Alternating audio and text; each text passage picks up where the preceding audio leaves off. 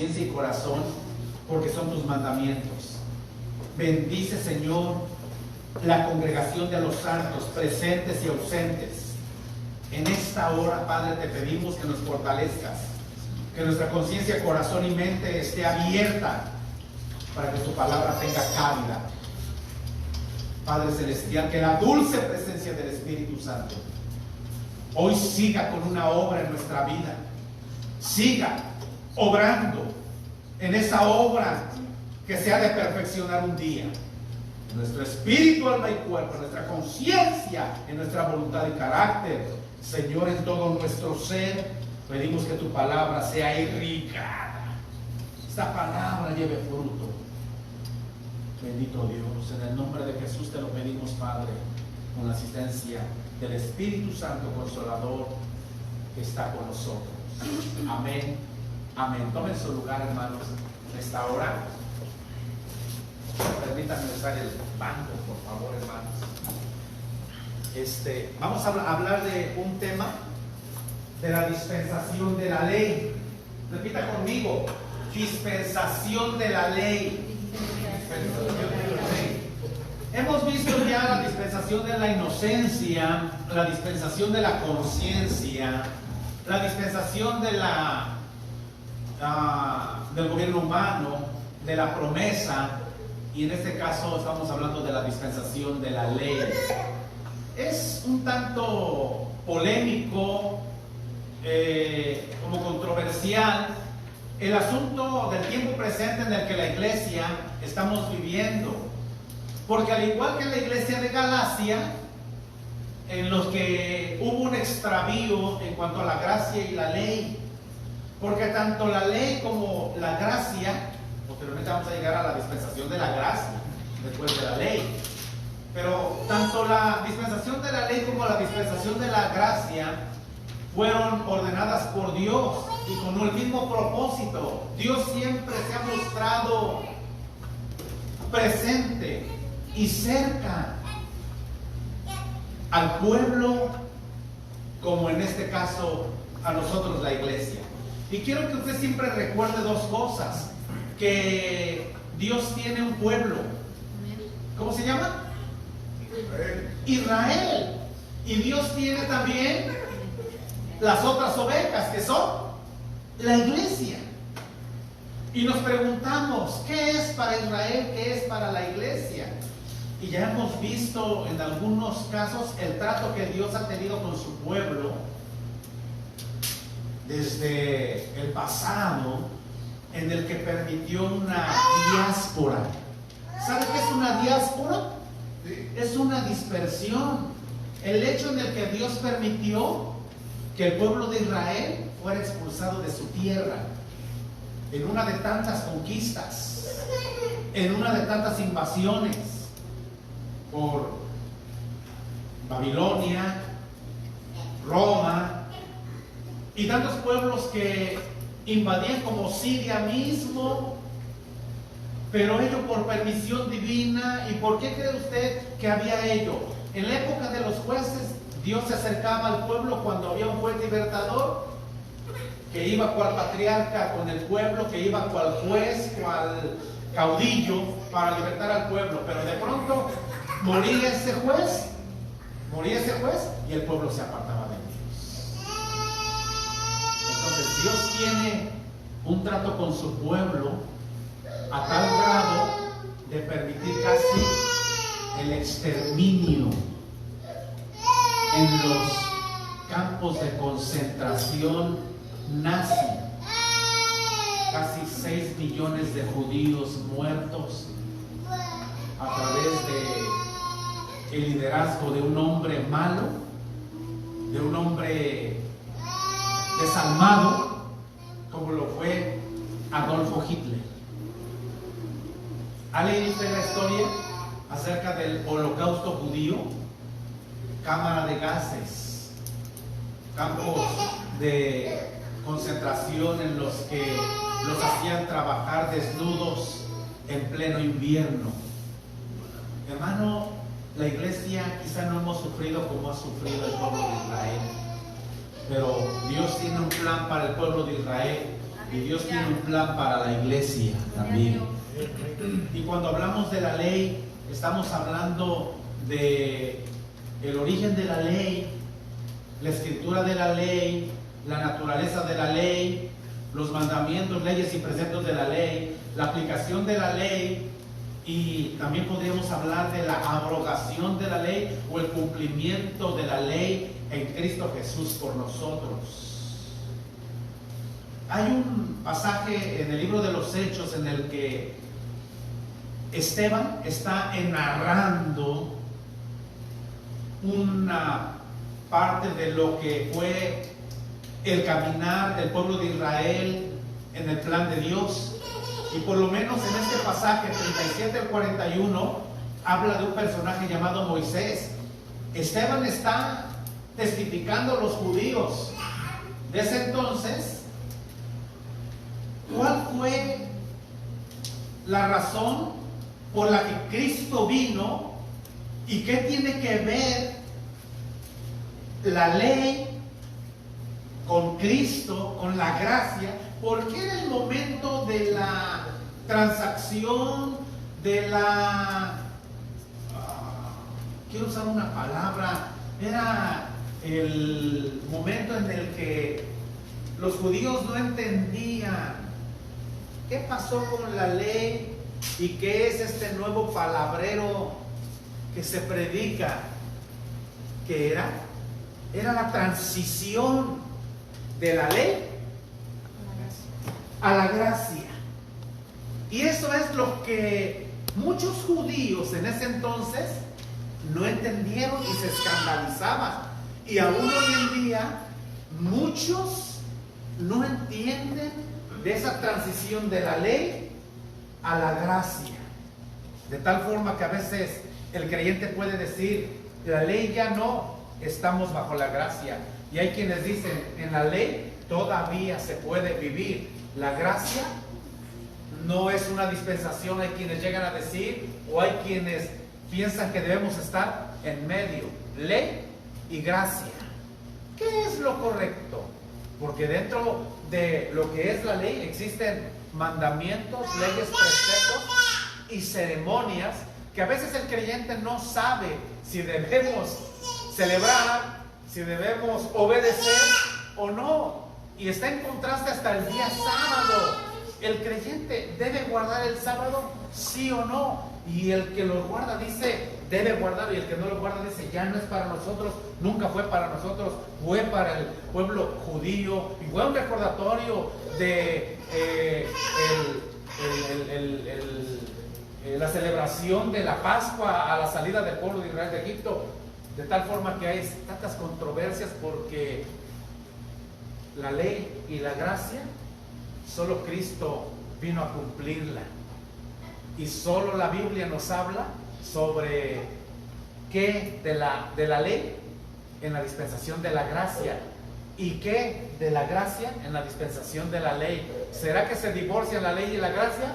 ¿O será que hay armonía en razón del cumplimiento de la palabra tal cual Cristo, viviendo en la época de la ley, nos hizo pasar a la gracia mediante el último sacrificio? ¿Cuál fue el último sacrificio?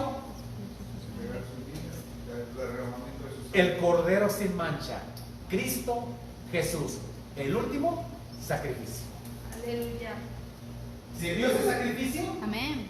Sirvió ese sacrificio. Y los judíos no entendían, estaban recelosos. ¿Por qué? Porque decían, ¿qué significa este palabrero? Esta predicación nueva, esta doctrina nueva, esta palabra nueva, ¿qué significa? No entendían. Y Esteban, queriendo predicar, o más bien enseñando, porque fue una enseñanza, hermano, que si usted lo lee desde el capítulo 7, todo el capítulo 7, prácticamente 60 versículos en los que Esteban, lleno de Espíritu Santo, testifica al pueblo diciéndoles acerca de Jesús como cumplidor de la ley y no como un menospreciador de la ley. Y dice, este es el Moisés. ¿Cuál es uno de los más grandes profetas en el pueblo de Israel? ¿Lo sabía usted? Moisés. Es uno de los más grandes profetas que el pueblo de Israel reconoce. Incluso, escuchen, que quizá la gran mayoría de los judíos hablan más y mejor de Moisés que de Cristo.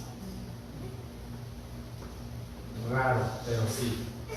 Este es el Moisés, el cual dijo a los hijos de Israel: profeta os levantaré el Señor Dios vuestro de vuestros hermanos como yo, a él oiréis.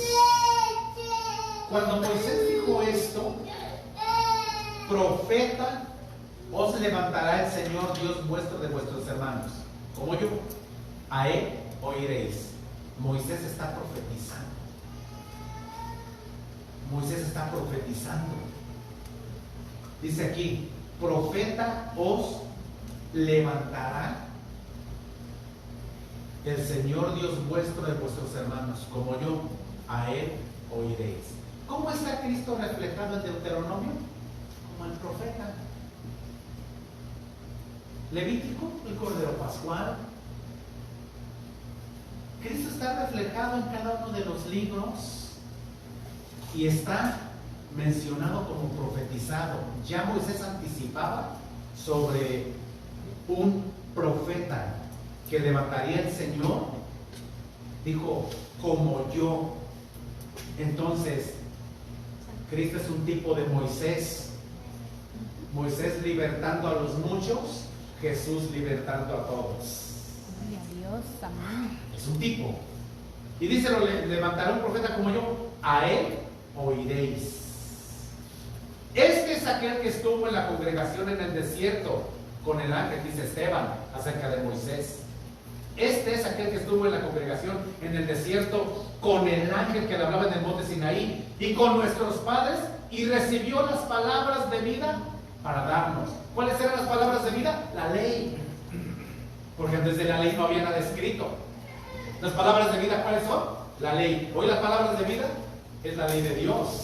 Usted tiene las palabras de esta vida, las palabras de vida para nosotros, al cual nuestros padres no quisieron obedecer. Siempre fue un dilema el que el pueblo de Israel no obedeciera la ley de Dios.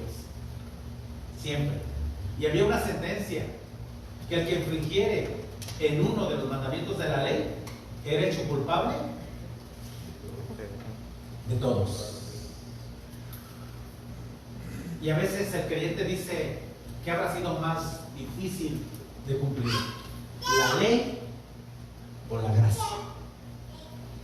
¿Dónde habrá sido más fácil servir a Dios? ¿En la ley o en la gracia?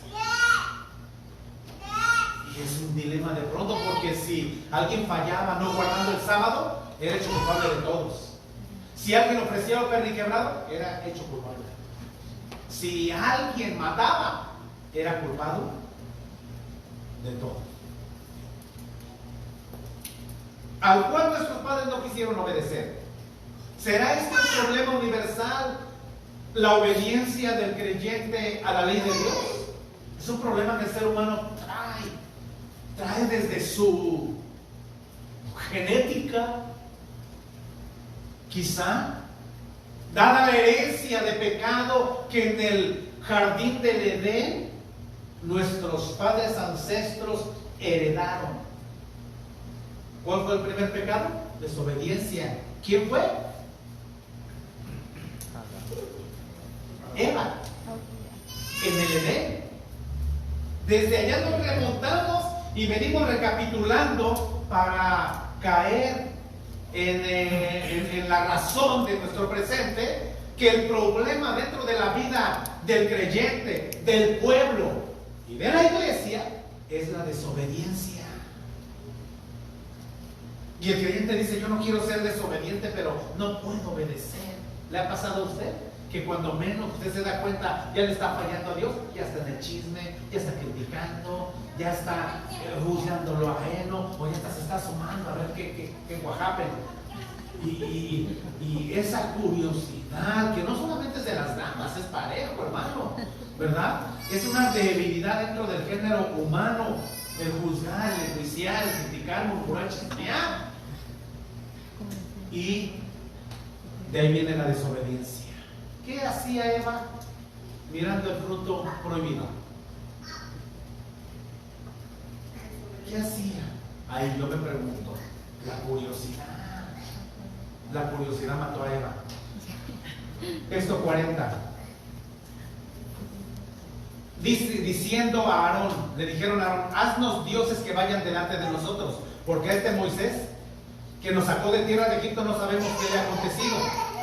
Entonces hicieron un becerro y ofrecieron sacrificio al ídolo en las obras de sus manos. Dice, se holgaron. Se holgaron en las obras de sus manos. ¿Qué es holgar? Gozar, alegrar. ¿Y sabe por qué fue un becerro de oro? Porque esta es la imagen en su mente, en su imaginación, que traían de Egipto. El becerro de oro era una imagen que aprendieron a mirar y a seguir en Egipto. De Egipto traían esa idea y se quitaron sus joyas y le dijeron a Aarón, aquí están las joyas, haznos un becerro, un ídolo, un Dios que vaya delante de nosotros. Y a ese becerro de oro, ¿cómo le llamaron? Jehová. A ese becerro le llamaron Jehová. O sea, ellos en su corazón sinceramente querían seguir un Dios, pero no quisieron esperarse hasta que Moisés bajara del monte con las tablas de la ley escritas para que ellos conocieran la voluntad de Dios. Es tan importante que el creyente conozca la voluntad de Dios, su voluntad soberana. Es tan importante que el creyente conozca la voluntad de Dios, la voluntad soberana de Dios. Estos mandamientos no son penosos, no son trabajosos. Estos mandamientos están adaptados a cumplir o a cumplimiento en el género humano. No nos ha pedido Dios nada que sea imposible de cumplir para el género humano. Mujeres pueden cumplir estos mandamientos, hombres pueden cumplir estos mandamientos. El género humano puede y tiene la capacidad de cumplir estos, todos y cada uno de los mandamientos de Dios. Imagínense y piensen, Moisés en la punta del monte, hablando con Dios, llevando esas o recibiendo esas tablas de la ley, y el pueblo abajo haciéndose un Dios. Y realmente es algo penoso. Vamos a conocer lo histórico, porque el fondo histórico de las cosas nos ayudan a entender el tiempo, el momento, el lugar, las condiciones, los personajes y hasta las palabras, que si las estudiamos nos vamos a dar cuenta de más de un detalle. Vamos a Éxodo 32. Éxodo 32. En el texto 32 también.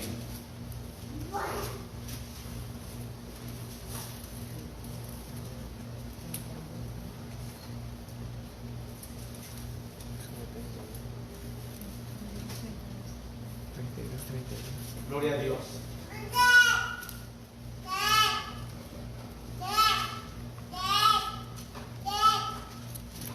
¿Qué dije yo, hermano? Éxodo 32. 32, ¿verdad? No, es 31, perdón. 31. Oh, no. Oh, es 32.1. 32.1. Mas viendo el pueblo que Moisés tardaba en descender del monte, se llegó entonces a Aarón, se acercaron a Aarón y le dijeron: levántate, haznos dioses que vayan delante de nosotros, porque a este Moisés, aquel varón que nos sacó de la tierra de Egipto, no sabemos qué le haya acontecido. Y Aarón les dijo: aparte los altillos de oro que están en las orejas. Ay, hermanas que usan aretes. Ay, no les digo nada. En las orejas de vuestras mujeres y de vuestros hijos y de vuestras hijas, y traérmelos. Oiga, que los hijos usaban también. ¿Dónde los usarían los hijos? ¿Qué tendencia? ¿Qué tendencia que los hombres también acá? ¿Qué será lo correcto? ¿Solo las mujeres o solo los hombres?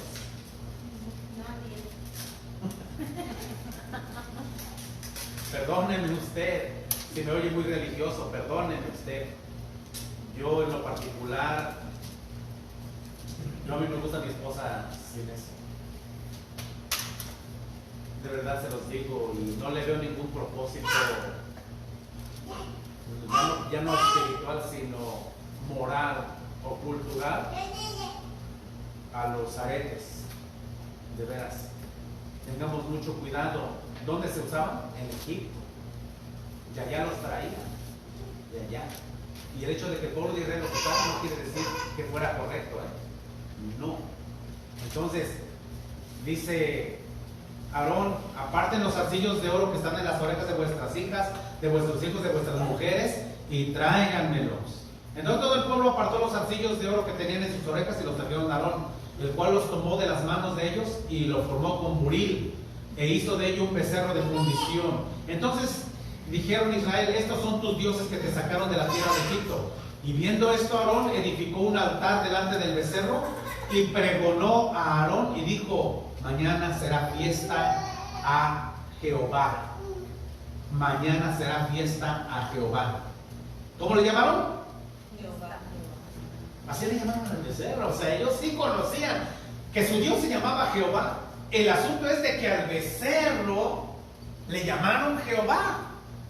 Ahí es donde empieza ese deseo de la inclinación del ser humano a algo o a alguien. Dios puso en el corazón y en la mente del ser humano, dentro de su genética y biología, la necesidad de inclinarse a algo, a algo.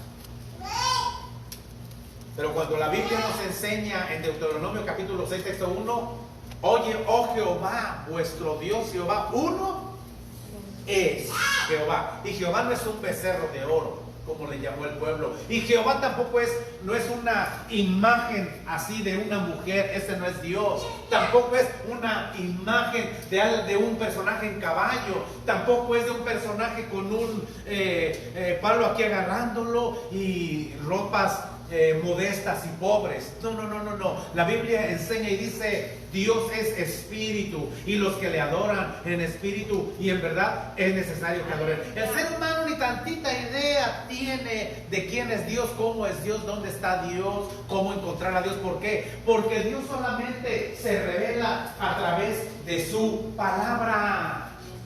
Solo la Biblia nos da razón de Dios, su naturaleza, sus atributos, hermanos, sus leyes, sus mandamientos, su presencia, su plan, su propósito, su manifestación, su trato con el ser humano, hermano, la herencia de sus promesas y sobre todo la estancia final de las almas que Él redimió. En el cielo, gloria a Dios. En el rapto de la iglesia, gloria a Dios. En la santificación del Espíritu.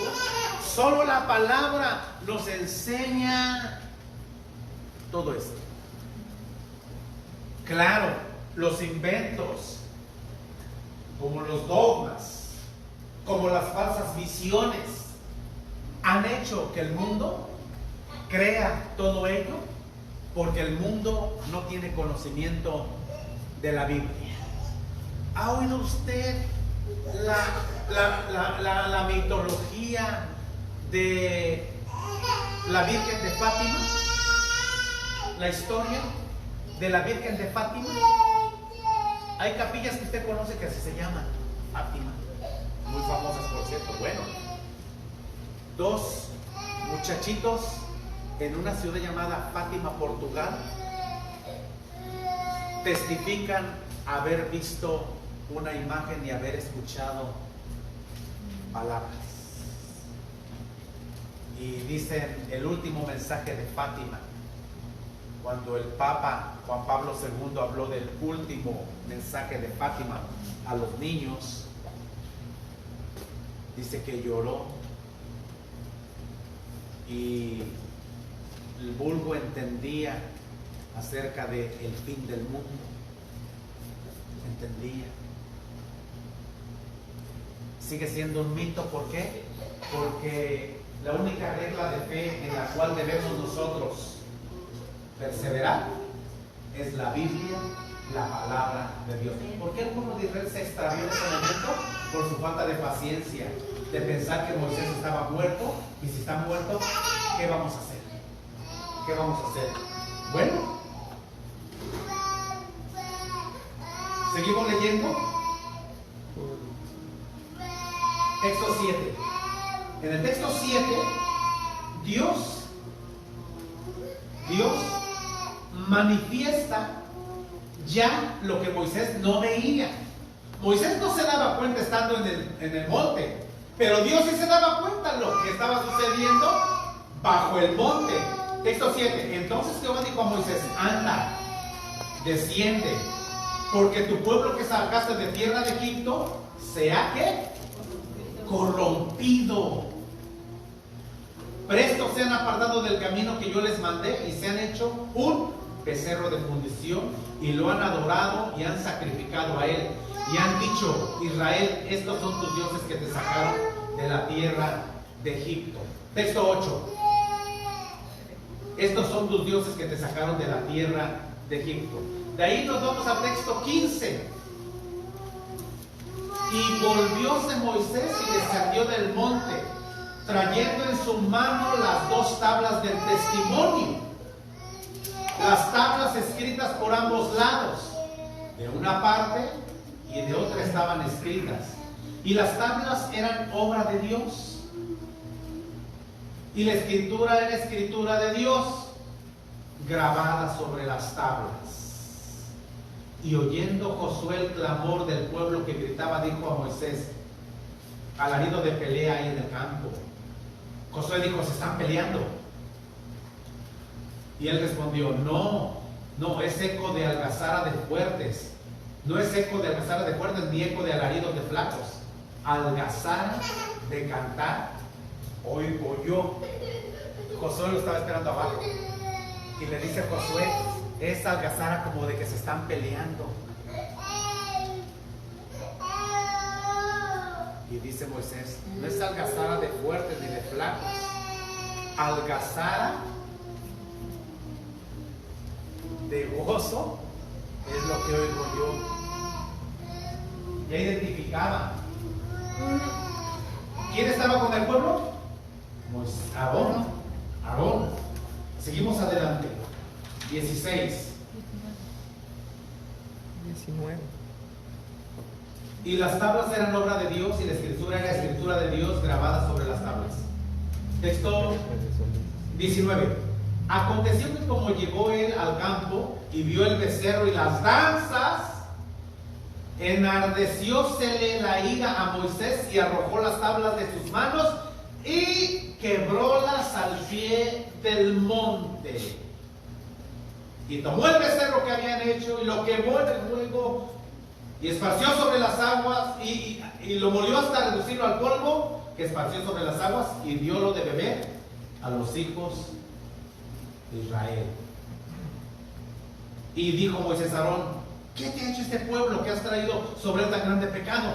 Y respondió Aarón: no se enoje mi señor, tú conoces al pueblo que es inclinado al mal, porque me dijeron: haznos dioses que vayan delante de nosotros, que este Moisés, el varón que nos sacó de la tierra de Egipto, no sabemos qué le ha acontecido. Y yo les respondí: ¿quién tiene oro? Apartadlo. Y me lo dieron. Y lo eché en el fuego y salió ese becerro. Hermano, cuando el ser humano es confrontado con su pecado, va a decir cualquier cosa, como Eva. La serpiente me engañó. La serpiente me engañó. Y Adán, ¿qué dijo? La mujer que me diste. ¿Y Aarón qué dijo? Y salió este becerro. Cuando el ser humano se propone hacer lo malo, nice. Porque hasta para el pecado, el ser humano tiene ingenio. Bien que el pueblo de Babel hizo una torre y dijeron: cuya cúspide llegue al cielo. ¿Ve? Y así vemos hoy, dice Aarón: es que tú sabes cómo es el pueblo, tú sabes. Me obligaron, me pusieron una daga aquí y me dijeron: ¿no nos haces un becerro de oro? o te hacemos asesina. Y yo, realmente no fue así como lo está haciendo presentar Aarón. Y ya para terminar, se echa un chiste y dice, mira lo que salió un becerro. Es ilógico. Ahora, me voy a regresar un poquito al hecho de cuando Moisés llega y por sus propios ojos se da cuenta que no es algazara de pelea. El pueblo se pelea, la iglesia se pelea. Cuidado, hermano, en la iglesia es lo que, no digo es lo último que debe suceder, es la nada que debe suceder. A paz nos llamó el Señor. Amén. Sea amigable, sea amistoso, sea sociable. Sea sociable, hermano. Mire, abrace y diga, hermano, Dios te bendiga. Como si ya mañana a las 7 de la mañana usted tiene una cita en el rapto de la iglesia. Haga de cuenta que así es. Que en lugar de irse a su trabajo, dice usted, mañana a las 7 tengo una cita. Viene mi Señor, nos vamos en el rapto de la iglesia. Aleluya. Aleluya. Verdaderamente, el hecho de Moisés tomar las tablas, y puedo imaginarme, si usted me lo permite, a Moisés con las dos tablas en sus manos escritas por los dos lados, y vea la naturaleza de los mandamientos de Dios, vea la naturaleza de las tablas en el texto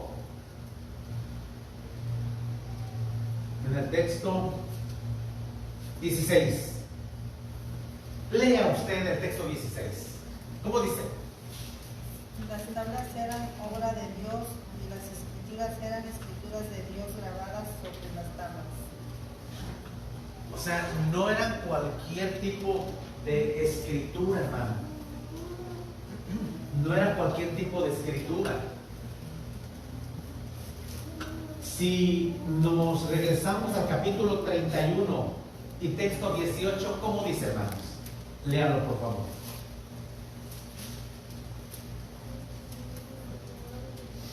Éxodo 31, 18. ¿Cómo dice?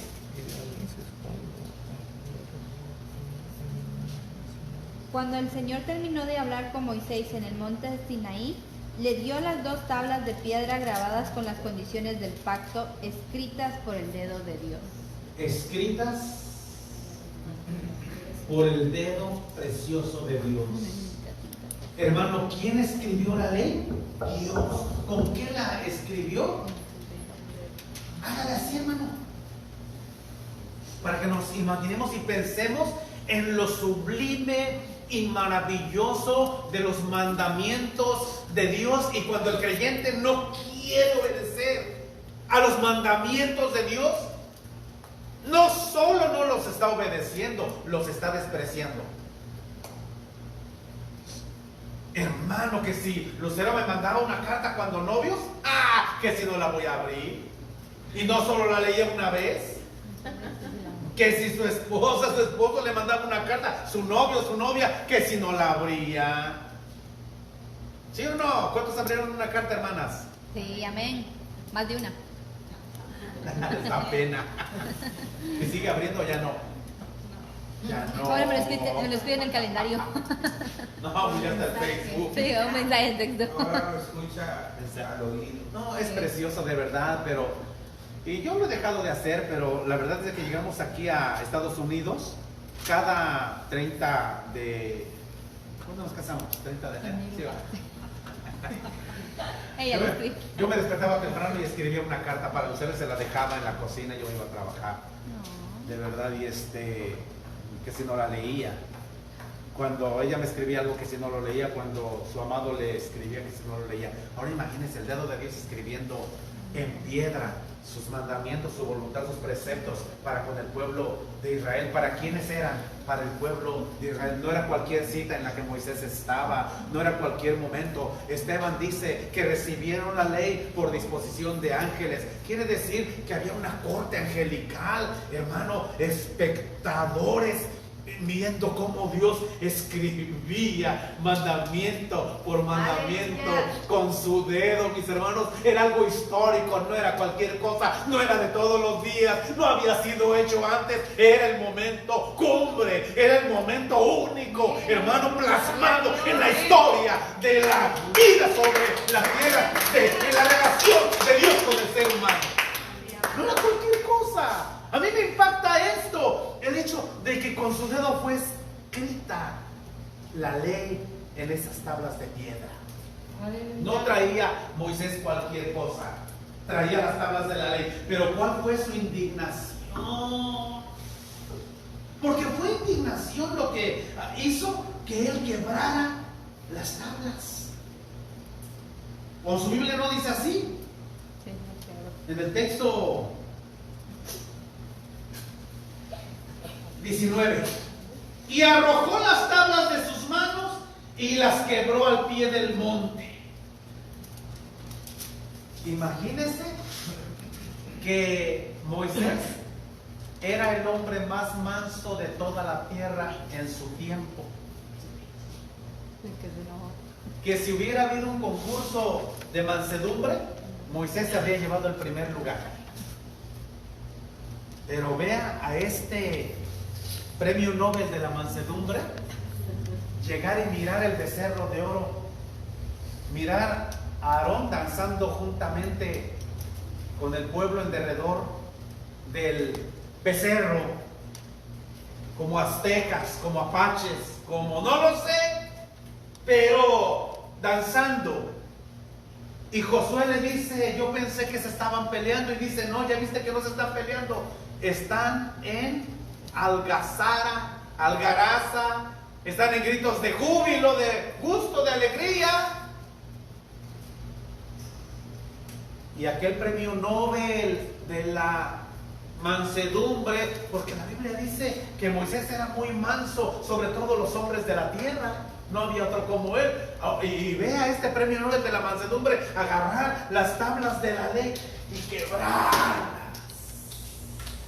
porque eran de piedra, se quebraron. Y no solo ello, vaya, agarra el becerro de oro y lo carga.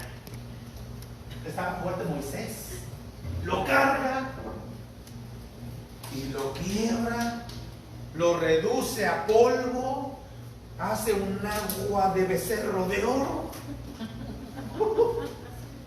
y dice: fórmense, se van a tomar un vaso todos. Hermanos, yo no sé si sea literal, pero mi Biblia lo dice, que les dio de beber agua de becerro de oro. Hoy no lo venden en cualquier lugar. Imagínense que usted pide: me da 4 tacos y un agua de becerro de oro. No lo hay. No lo hay. ¿Cómo? No es común. ¿Qué pasó? Hermano, el hombre más manso de toda la tierra se enojó. Si era el hombre más manso de toda la tierra, ¿cómo habrán sido los demás? Es el problema que traemos genéticamente, espiritualmente y hasta en nuestra moralidad acerca del carácter. Sí. Cada vez que yo hacía una rabieta ya grande, yo pensaba en mis hijos, dije no, y decía: esto multiplicado por 3 o 4 en ellos, porque es la herencia que dejamos. Pero estamos a tiempo de romper toda genética de pecado, toda herencia de maldad para con nuestros hijos y heredarles el fruto del Espíritu. Amor, que nos vean amar, que nos vean considerar, que nos vean tolerar, que nos vean perdonar, que nos vean, hermano, pedir perdón, para que quede plasmado en estas generaciones un cristianismo que muchas veces estuvo en peligro de extinción. Un cristianismo de perdón, de pedir perdón, hermano, de llorar en la presencia de Dios y de sí sentir el peso del pecado en la conciencia humana. Sentir el peso, el sentido de culpabilidad, oír la voz del Espíritu diciéndonos: eres culpable, has pecado. Pero el pueblo de Israel no. Eso es lo que recapitula Esteban, corriendo el velo de la historia. posterior a la muerte de Jesús, crucifixión, sepultura, resurrección y ascensión, y el escándalo judío en las calles de Jerusalén, en los magistrados, en los templos, a la lectura de la ley, y este nuevo palabrero dice, ¿qué es? Pablo y Silas encarcelados por esa predicación. Jacobo sacrificado por esa predicación, Santiago. Y muchos perseguidos por esa predicación. Hasta el tiempo de hoy, muchos escandalizados porque predicamos de Dios y la Biblia, porque hacemos a un lado dogmas y mandamientos de hombres, porque enaltecemos, exaltamos, reconocemos, predicamos, cantamos, hablamos, gritamos y anunciamos que la Biblia es la palabra de Dios, sus mandamientos, sus leyes, sus preceptos, y no hay más. Terminamos diciendo, no hay más. Y si alguien le añade, y si alguien le quita, bueno, aquí está. Vamos a Jeremías, capítulo 31.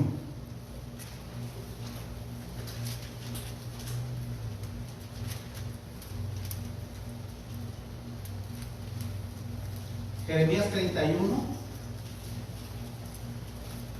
Y en el texto 32. No como el pacto que hice con sus padres el día que tomé su mano para sacarlos de tierra de Egipto, porque ellos invalidaron mi pacto.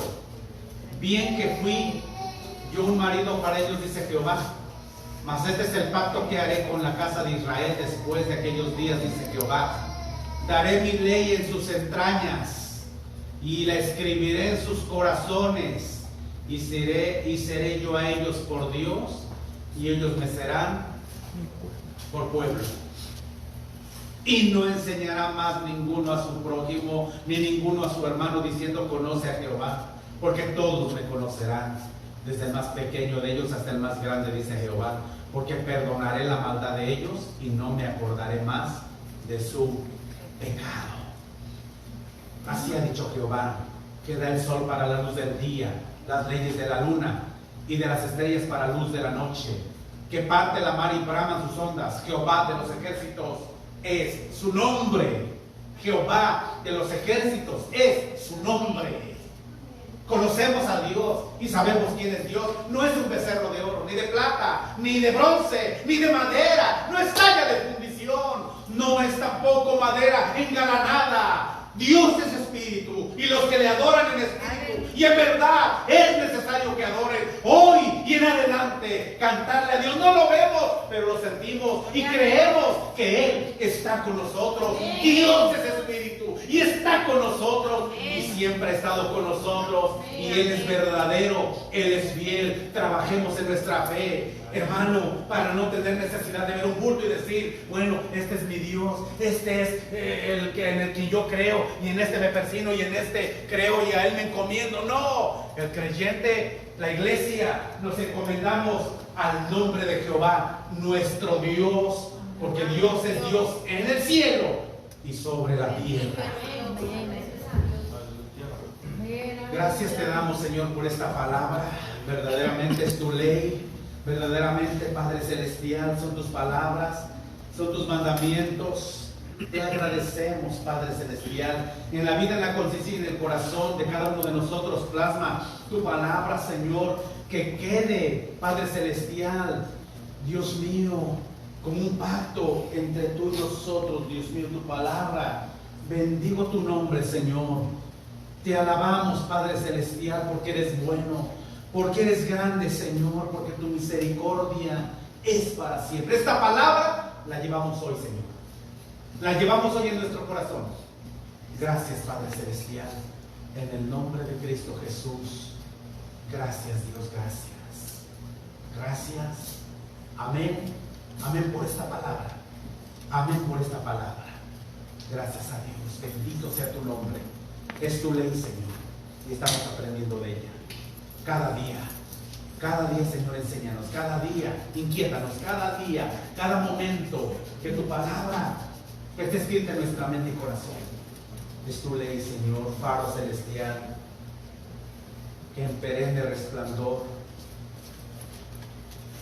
luz y guía da al mortal. Es tu ley, Señor. Amén y amén. Gracias, Dios. Para siempre. ¿Cuántos alaban a Dios, hermanos? Amén. ¿Cuántos le dan gracias a Dios por esta palabra, hermanos? Que quede en nuestro corazón y en nuestra vida.